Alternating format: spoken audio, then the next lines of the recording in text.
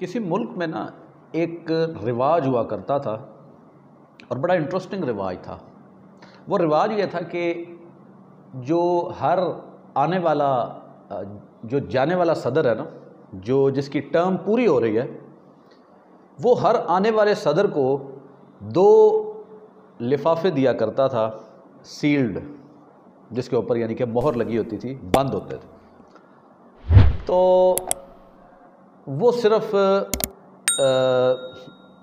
Prime minister ही को पता होता था कि इसके अंदर, प्रेसिडेंट को पता होता था कि इसके अंदर क्या लिखा है।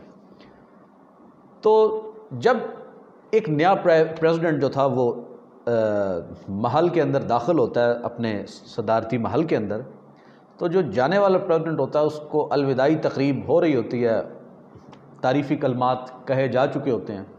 तो वो जो जाने वाला प्रेसिडेंट है वो आने वाले प्रेसिडेंट को 2 लिफाफे जो हैं इस तरह से वो बंद करके वो कहता है जनाब ये आप ले लें।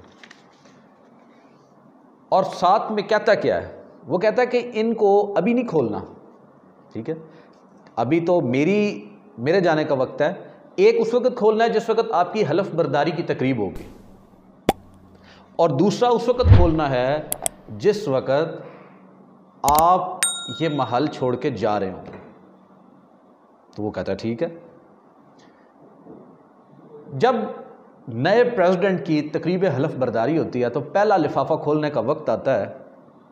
तो जब वो खोलता है तो अंदर लिखा होता है कि अपनी सारी नाकामियां और सारी मुसीबतें जो हैं वो पिछली हुकूमत पर डाल दो।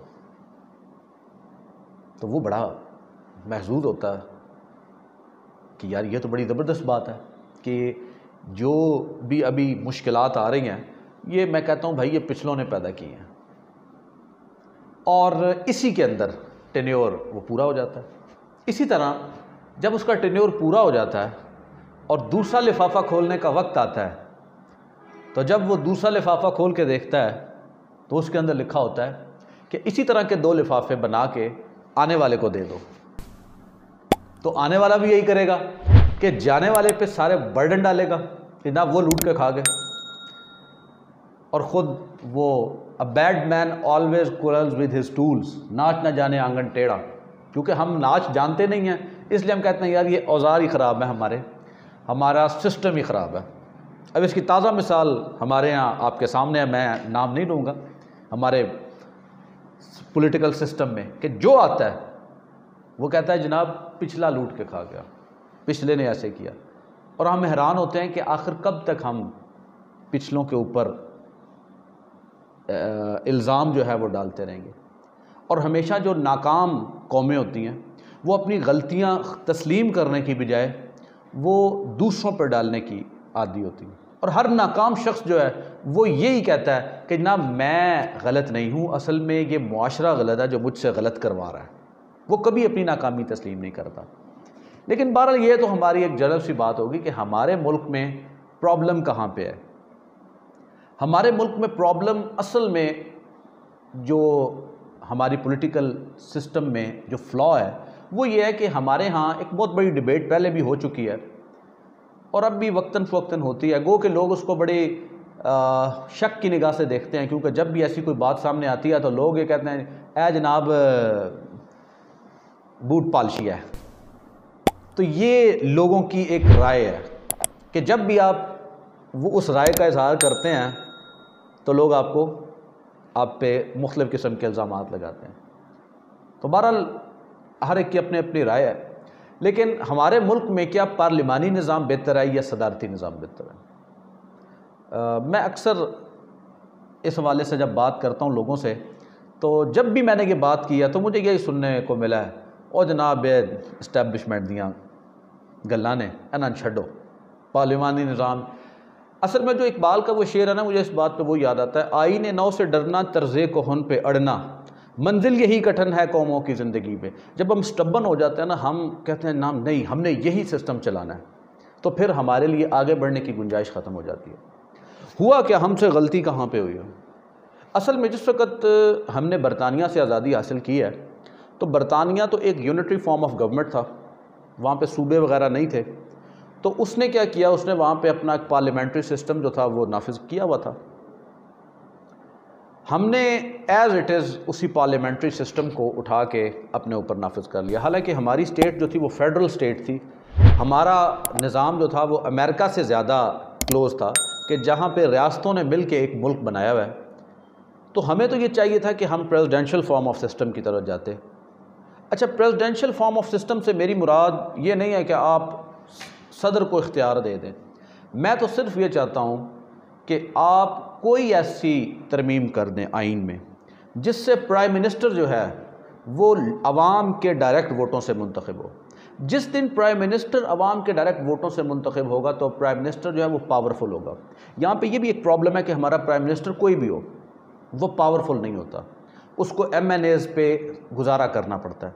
अब MNAs जो है उनके माली मफादात मुख्तलिफ़ जगहों पे जुड़े होते हैं, उनमें कमज़ोरियाँ भी होती हैं।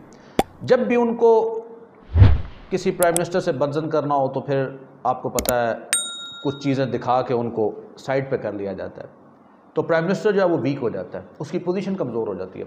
और इस वक्त मैं ये समझता हूँ कि हमारे मौजूदा प्राइम मिनिस्टर इमरान खान, जिन्होंने जितने बातें की और आज तक मैं ये समझता हूँ कि पाकिस्तान के हकीकी मसाइल की निशानदेही हकीकत में इमरान खान ने की है। लेकिन इमरान खान के साथ भी एक प्रॉब्लम है कि इमरान खान के जो नीचे जो लोग हैं वो उसके साथ सिंसियर नहीं है।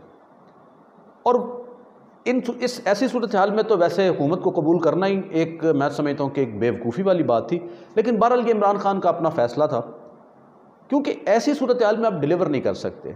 हर गलत बात आप पे मुसल्लत की जाएगी कि जनाब हर गलत बात आपने की है, वो आपके खाते में पड़ेगी, और अच्छी बात जो है वो उसका क्रेडिट कोई और लेगा। यही MNAs MPs जो हैं ये गवर्नमेंट को ब्लैकमेल करते हैं मुख्तलिफ मौक़ों पे, जिसकी वजह से प्राइम मिनिस्टर जो है वो अपने 4 या 5 साल में वो बेचारा मजबूर हो जाता है वो काम नहीं कर पाता। फ़ंड्स के लिए ब्लैकमेलिंग होती है और अपने मफादात के लिए होती है।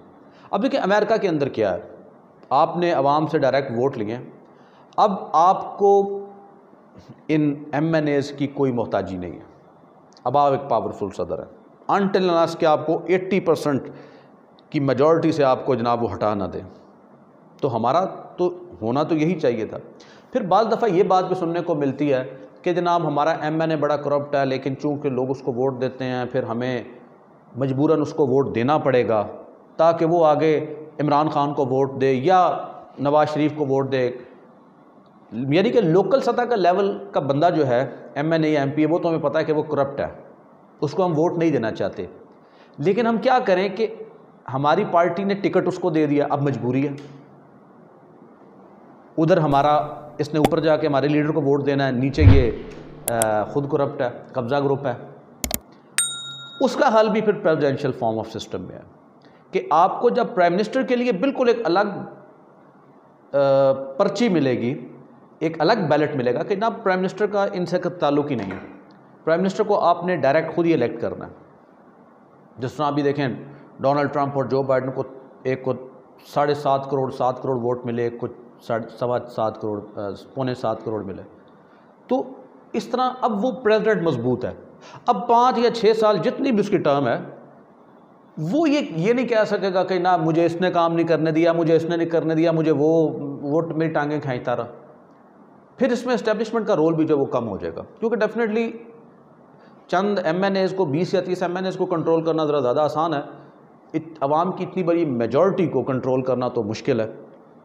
तो ये हमारा जो हमारे मुल्क के साथ जो मेल खाता है, जो हमारे मुल्क के जो इश्यूज़ हैं, उनमें सिर्फ़ और सिर्फ यही है कि हमें प्राइम मिनिस्टर को अवाम के डायरेक्ट वोटों से और चीफ मिनिस्टर्स को अवाम के डायरेक्ट वोटों से मुंतखब करना है। तो हमें अवाम की मोहताजी भी ख़त्म हो जाएगी कि जनाब हमने प्राइम मिनिस्टर को भी अलग से वोट देना है, सूबाई असम्बली के मेंबरों के हम वो नहीं रहे। उसमें क्या होगा कि फिर हम नीचे वाली सतह पे चाहे कोई मुखालिफ पार्टी का ईमानदार आदमी होगा तो हम उसको भी वोट दे सकेंगे, सूबाई असम्बली का मेंबर होगा या MNA होगा उसको हम वोट दे सकेंगे। लेकिन इस सूरत हाल में क्या होता है कि बाज़ दफ़ा हमें लगता है कि ये दूसरा कैंडिडेट जो है ये ज़्यादा ईमानदार है, लेकिन चूँकि हम मजबूर होते हैं कि ये हमारी पार्टी का नहीं है और हमें इमरान खान को या नवाज शरीफ को या फ़लाँ को प्राइम मिनिस्टर बनाना है, फिर हमें उस करप्ट आदमी को वोट देना पड़ता है। तो इस तरह ये अवाम का जो करप्ट लोगों से निचले लेवल पे जो करप्ट लोग हैं उनसे भी जान छूटेगी, और ऊपर भी प्राइम मिनिस्टर जो है वो पावरफुल होगा। आप उस प्राइम मिनिस्टर को प्राइम मिनिस्टर का नाम दे लें, आप उसको प्रेसिडेंट का नाम दे लें, आप उसको पार्लियामेंट्री सिस्टम का नाम दे लें, आप उसको सदारती निज़ाम का नाम दे लें, लेकिन सिर्फ एक काम करें कि प्राइम मिनिस्टर और चीफ मिनिस्टर्स अवाम के डायरेक्ट वोटों से मुंतखब हों।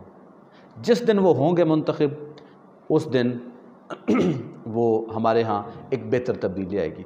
बाकी ये बात दुरुस्त है कि किसी भी निज़ाम को चलाने के लिए बहरहाल एक गुड विल चाहिए होती है, आपकी नेक नीयती चाहिए होती है। निज़ाम कोई भी हो उसमें ख़ामियाँ भी होती हैं, जब वो नाफिज होता है उसमें नई नई चीज़ें भी आती हैं कि जनाब यहाँ पे फ्लॉज रह गए हैं, तो वो जब निज़ाम सामने आता है तो उसमें साथ साथ वो चीज़ें भी निकलती जाती हैं जो उसकी ख़ामियाँ होती हैं। लेकिन बहरहाल हमें उस निज़ाम की तरफ ही जाना होगा जिसमें प्राइम मिनिस्टर सबसे ज़्यादा पावरफुल हो और 5 साल बाद वो जवाब दे हो, वो ये बहाना ना करे कि ना मुझे इसने काम नहीं करने दिया, मुझे इसने नहीं करने दिया, मुझे फ़लाँ ने नहीं करने दिया।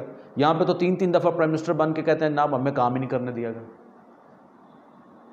15-15 साल से अब देखें सिंध के अंदर पीपल्स पार्टी की हुकूमत है, लेकिन बहरहाल क्या हाल है सिंध का, तो उनसे आप पूछोगे कि हमें मरकज़ ने कुछ दिया ही नहीं है।